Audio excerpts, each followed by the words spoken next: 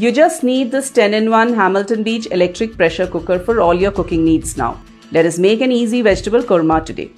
For the vegetable korma, grind together some grated coconut, fennel seeds, poppy seeds, cashews, green chili, ginger and coriander leaves along with a little water. Turn on the Hamilton Beach electric pressure cooker and set the saute mode with a timer of 10 minutes. Add some oil and splutter some cardamom, cloves, cinnamon and cumin seeds in this. Add sliced onion and saute till it starts changing color. Into this goes a chopped tomato to be sauteed till it's soft.